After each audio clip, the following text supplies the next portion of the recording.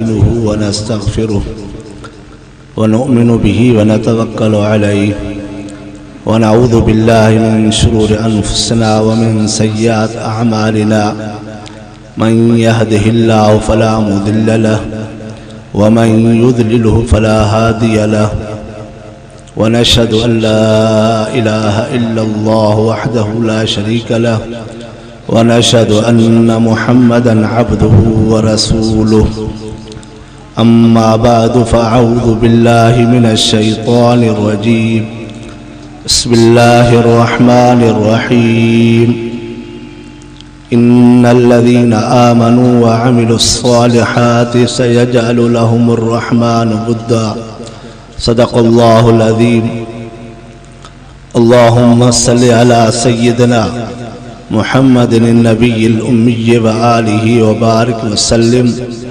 عدد كل معلوم لك دائما أبدا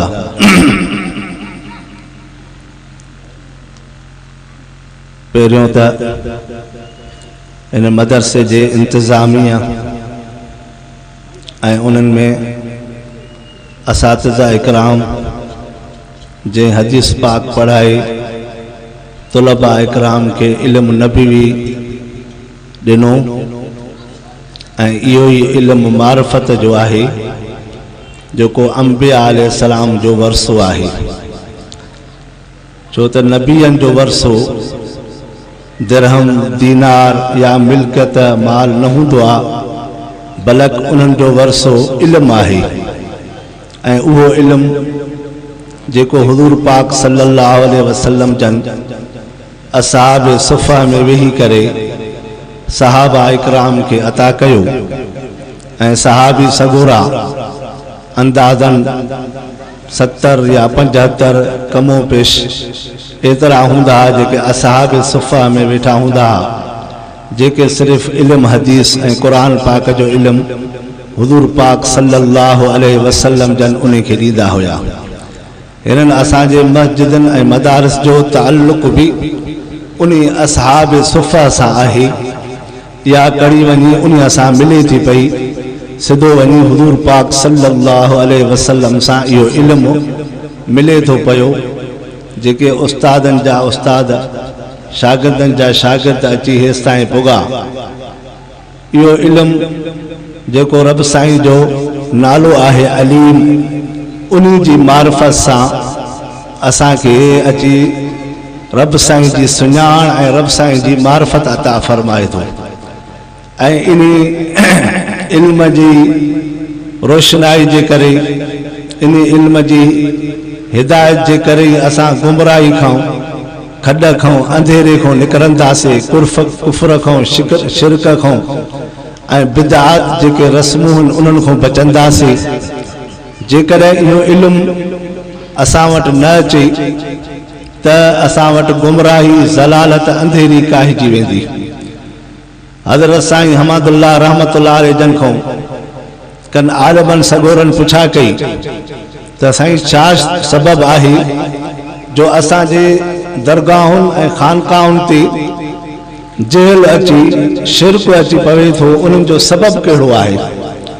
हज़रत साईं हमादुल्लाह रहमतुल्लाह अलैह फरमायो उन्हनि जा ॿ सबब आहिनि हिकु सबब इहो आहे त दीनी इल्म उन्हनि खे नाहे इल्म न हुजण जे करे उन्हनि वटि शिरक ऐं कुफ्र अची वेंदो ऐं ॿियो सबब आहे छो त उहे वली आहिनि उन्हनि जॻहुनि ते शैतान उन्हनि ते हमिलो न कंदो आहे उहे शैतान जे हमले खां महफ़ूज़ रहंदा आहिनि पोइ शैतान अची उन्हनि जी औलाद खे बिगाड़ींदो आहे उन्हनि में साड़ ऐं हसद ऐं बुग़्ल जी बीमारी ॾींदो जंहिंजे करे उहे खानकाहूं उहे दरगाहूं इन शैतान जे वर चढ़ी थियूं वञनि जंहिंजे करे इहो तबाही थिए थी पई तंहिंजे करे असांजो वजूद उलमा जो वजूद मस्जिद ऐं मदरसनि जो वजूद एसि ताईं आहे जेसि ताईं असांजो इल्म आहे जेकॾहिं इल्म न रहंदो त इहे सभु शइ असांजी ख़तम थी वेंदी दुआ कयो त उन खे अलाह साईं क़यामत ताईं आबाद फरमाए इन जे करे रब साईं फरमायो इल्लल लज़ीना आमनू अॻ में शर्त आहे ईमान पोइ आहे अमल सालिह ईमान न हूंदो अमल सालियो केॾो बि करे त उन जी क़बूलियत न आहे। नक्शबंदी हज़रात उर्स कंदा आहिनि, उन्हनि वटि उर्स आहे, यानी 12 महीने उहे पंहिंजी ख़ैर ख़ैरात कंदा आहिनि। मौलाना हकीम अख्तर साहब इहो वाक़ियो लिखियो आहे त हिकिड़ो बुज़ुर्ग हो नक्शबंदी जंहिं उर्स कयो यानी 12 मल्हायो, पोइ उन पंहिंजो नज़र न्याज़ जेके बि हुयूं ख़ैर ख़ैरातूं कयईं त हुज़ूर पाक सल्लल्लाहु अलैहि वसल्लम जन खे उनजो सवाबु पुॼे, पर उहो सवाबु उन बुज़ुर्ग जेके बि इंतज़ामात कया खाइण पीअण जा, हुज़ूर पाक सल्लल्लाहु अलैहि वसल्लम जन उन खे फरमायो त तव्हांजो इहो ख़ैर क़बूल न आहे, छो त तव्हांजा जेके बोरची आहिनि जंहिं मानी पचाई आहे उहे आफ़ीम बि पीअनि था, चर्स बि पीअनि था या सिगरेट बि पीअनि था ऐं गैर शरई कम करनि था पिया, उन्हनि जे करे तव्हांजो इहो ख़ैर ख़ैरात क़बूल न आहे। वरी बुज़ुर्ग उन पंहिंजा जेके नेक साले बाना हुयसि उन्हनि खे जेके नमाज़ जा पाबंद हुआ, शरीयत जा पाबंद हुया, उन्हनि खे घुराए करे उहे मानी वग़ैरह पचराए त उहो उन्हनि जो ख़ैर क़बूल थी वियो। छो त असल आहे जेको खाधो वञे उहो बि हिलाल तरीक़े सां ऐं शरीयत जे मुताबिक़। जेकर असां में बिदत वग़ैरह अची वेंदी, रस्म रिवाज अची वेंदा त असांजो हर अमल उहो बेकार आहे। तंहिंजे करे पहिरियों शर्त इहो आहे त ईमान हुजे, ऐं ईमान उहो जीअं अल्लाह ऐं नबी चवे थो पियो, जीअं असांखे अल्लाह ऐं नबी चवे उन मुताबिक़ ईमान आणणो आहे। पर जेकॾहिं असां पंहिंजे नफ़्स जी ख़्वाहिशात ऐं शैतान जे चवण ते हलंदासीं ऐं रस्म रिवाज शादी हुजे, गमी हुजे, ख़ुशी हुजे, पंहिंजे मक़सद ख़ातिर कंदासीं त उहे असांखे पोइ इहो ईमान कामिल न चइबो। अल-यौम अकमलतु लकुम दीनकुम जो मक़सदु इहो आहे त दीन तव्हां ताईं पहुतो, ऐं उहो दीन जेको अल्लाह ताला तव्हां ॾे मोकिलियो हुज़ूर पाक सल्लल्लाहु अलैहि वसल्लम जे मारिफत सां, उहो तव्हां ताईं पूरे जो पूरो पुॻो आहे। पर जेकॾहिं असां में इन में वध घटा कंदासीं या का शइ वधाईंदासीं, जीअं अज़ान में वधायूं था या कंहिं शइ जी नमाज़नि में वधायूं था, पंहिंजे ज़हन मुताबिक़ सुबुह जूं बरकातूं फर्ज़ असां उन खे 4 करे पढ़ूं, चऊं त बाबा इन में फज़ीलत वधी आहे, ॿ असां पंहिंजे तरफ़ां वधाईंदासीं, इहो अमल असांजे सुन्नत जे ख़िलाफ़ वियो, जंहिंजे करे इहो दीन न आहे। दीन उहो आहे जेको हुज़ूर पाक सल्लल्लाहु अलैहि वसल्लम जन आंदो, सहाबा इकराम उन खे पूरो कयो, उन ते ईमान आणणो आहे। उन में का बि शइ वधाइणी न आहे, का शइ जेका आहे उन खे खुटाइणी न आहे। तंहिंजे करे मस्जिदूं, मदरसा इहे सभु इन दीन जा मुहाफ़िज़ आहिनि, हर तरीक़े सां दीन जा मुहाफ़िज़ आहिनि, दीन खे सही नमूने सां पहचान था। मस्जिदुनि में या मदारस में जेको दीन पढ़ायो थो वञे, उहो इहो मक़सदु आहे त न असां उन दीन में का कमी कोताही आहे उन में शयूं वधायूं, न उहे शयूं आहिनि जंहिंखे असां खुटायूं, बल्कि पूरे जो पूरो असां दीन उहो पहुचायूं, तॾहिं थींदो इत्तिबा सुन्नत, यानी उहो तरीक़ो जेको हुज़ूर पाक सल्लल्लाहु अलैहि वसल्लम जन जो आहे। ऐं अमल सालियो बि असांजो उहो जेको तरीक़ो हुज़ूर पाक सल्लल्लाहु अलैहि वसल्लम जन जो आहे, ऐं बुज़ुर्गनि असांखे करे ॾेखारियो। ईअं न आहे त असांजी पंहिंजी शादी हुजे, गमी हुजे, ख़ुशी हुजे, दुख हुजे, या केतिरा अहिड़ा मौक़ा आहिनि जिन में असां पंहिंजे रस्म रिवाज में आहियूं। तंहिंजे करे असांजे ॻोठ जे भिक में यानी छावनी जे भिक में हिकिड़ो ॻोठ हो, जिन में इहा रस्म रिवाज हूंदी, जॾहिं बि शादी थींदी त दौल तमामु सॼी राति हलंदो, एसि ताईं जो हिकिड़ो शख़्स उमिरि ते वियो, जॾहिं उहो वञे पियो राति जो सॼी राति राग हलियो, ॿियो शख़्स जेको हज ते वियो पोइ उन सॼी राति राग घुराया, सॼी राति राग हलियो आहे, सुबुह जो उहो मोकिलाए हज ते वञे पियो। एतिरी उन्हनि में रस्म रिवाज हुई। पोइ त ॻोठ जो हिकिड़ो मौली साहिबु थियो, पोइ साईं जन खे अची अर्ज़ु कई वालिद साहिब खे, साईं हिन ॻोठ में हीअ रस्म रिवाज ॾाढी आहे, शादी थिए थी, मलाखड़ा थियनि था पिया, उन में हमेशह राग हूंदो आहे, सॼी राति ॻाइणा हूंदा आहिनि, शराब हलंदो आहे, ग़लति कम हलनि था पिया। ऐं हाणे हिन फलाणे शख़्स जी शादी आहे, असां इहा कोशिशि कई आहे त तव्हां असांखे वक़्तु ॾियो ऐं तव्हां उते हली बयान बि कयो, निकाह बि पढ़ायो त इहा असां वटि रस्म रवाज ख़तमु थी।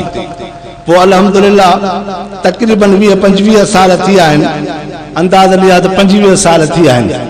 ऐं उते हज़रत साईं जन विया वालिद साहब, ऐं उते उन में मग़रिब खां बाद इशा ताईं तक़रीर कयूं, तक़रीर खां बाद निकाह थियो, निकाह खां बाद हर को हले वियो सही नमूने सां सुन्नत तरीक़े ते जेको अमल थियो।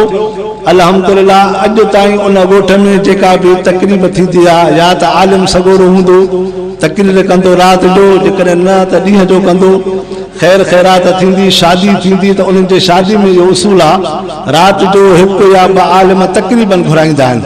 घणो करे मुल्ला अब्दुल जब्बार हैदरी हूंदो आहे या मुल्ला सबक़तुल्लाह, अक्सर करे इहे आलिम सगोरा असां सां मिलंदा आहिनि ऐं उहे उते हूंदा आहिनि राति जे प्रोग्राम में।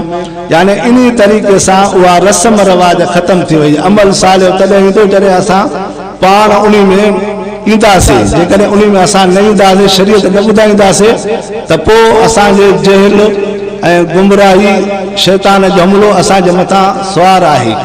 तंहिंजे करे दुआ आहे त अल्लाह साईं हिन इदारनि खे कामयाबु फरमाए, मस्जिद मदरसनि खे आबाद फरमाए ऐं इन्हनि जो फैज़ हमेशह जारी ऐं सारी हुजे। जेकॾहिं हीअ मस्जिद मदरसा बंदि थी विया त असांजो ऑटोमेटिक जेल अची वेंदो, छो त ज़ुल्मात जे लाइ, जेल जे लाइ, ऊंदाहि जे लाइ महिनत करणी पवंदी आहे। महिनत ज़मीन खे छॾे ॾिबो त उन में कंडा ॿूटा वण टिण सभु पाण ई फुटी वेंदा, पर जेकॾहिं ज़मीन खे आबाद करणो आहे त उन जे लाइ महिनत करणी पवंदी आहे। उन खे हर हलाइणा पवंदा, उन जी सफ़ाई करणी पवंदी, गंद करणो पवंदो। अहिड़े नमूने सां असां ज़िक्र सां, नमाज़ सां, क़ुरान सां महिनत कंदासीं त पोइ असांजो जिस्म बि सुधरंदो, अंदर बि उजाड़बो, असांजा लताइफ़ बि जारी थींदा, दिलि में बि ज़िक्र अज़कार थींदो। ऐं जेकॾहिं महिनत न कंदासीं त असांजो ऑटोमेटिक जहल अची वेंदो। दुआ आहे त अल्लाह साईं हिन इदारे खे कामयाबु फरमाए। कारी अब्दुल लतीफ़ साहब जेको इदारो क़ाइमु फरमायो आहे, अल्लाह साईं उन्हनि खे आख़िरत ताईं यानी क़यामत ताईं इहो क़ाइम ऐं दाइम हुजे। हमेशह हिते बुखारी शरीफ़ जो विर्द हले पियो, बुखारी शरीफ़ जे विर्द जे करे हमेशह हिन ॻोठ जे मथां रहमत ऐं बरकत अता फरमाए। व आख़िर दावाना अनिल हम्दुलिल्लाहि रब्बिल आलमीन। बिस्मिल्लाहिर रहमानिर रहीम। या अल्लाह या रहमान या रहीम या अहद या समद या बदियुस समावाति वल अर्ज़ि या ज़िल जलाल वल इकराम। अल्लाहुम्मा नव्विर क़ुलूबना बिनूरिल ईमान वल ईकान वस्सिद्क़ वत्तस्दीक़ व बिनूरि मारिफ़तिका व मुहब्बतिका व मुशाहिदतिका व हसन तिलावत कलामिक। ए मुंहिंजा रब साईं, जेके भी उस्ताद ख़िदमत करनि था, अल्लाह से उनके इल्म में, अमल में, सेहत में बरकत अता फरमा। जेके तालिब इल्म पढ़ी आहिनि, अल्लाह से उनके इल्म में, अमल में बरकत अता फरमा। जन भी हिन मदरसे में ताउन कयो आहे, अल्लाह से उनके रिज़्क़ रोज़ी में बरकत अता फरमा। माल मवेशी में बरकत अता फरमा। फसलन में, धंधे में, कारोबार में बरकत अता फरमा। या अल्लाह से जेके बीमारन के शफा कामिल अजल अता फरमा। बे औलादन के नेक साल औलाद अता फरमा। जेके मकरूज़न कर्ज़ को निजात अता फरमा। अल्लाह से जन बि आलिमन सगोर तक़रीर कयुन, असां के उन्हनि जे मथां अमल करण जी तौफ़ीक़ अता फरमा। जेका भी हदीस पाक ॿुधऊं, क़ुरान शरीफ़ ॿुधऊं, उन ते सही अमल करण जी तौफ़ीक़ अता फरमा। असां सभिनि खे हिदायत वारो रस्तो अता फरमा। गुमराही ऐं ज़लालत अंधेरे को असां के कढ। अल्लाह से असांजा कबीरा सगीरा गुनाह माफ़ फरमा। या अल्लाह से जेके असांजे मथां नफ़्स ऐं शैतान जो हमलो आहे, इन को भी महफूज़ फरमा। रब्बना तक़ब्बल मिन्ना इन्नका अंतस समीउल अलीम व तुब अलैना इन्नका अंत तव्वाबुर रहीम। व सल्लल्लाहु तआला अला खैर खल्क़ी मुहम्मद व आलिहि व सहबिहि अजमईन। आमीन बिरहमतिका या अरहमर राहिमीन। हिकिड़ो ऐलान ॿुधंदा।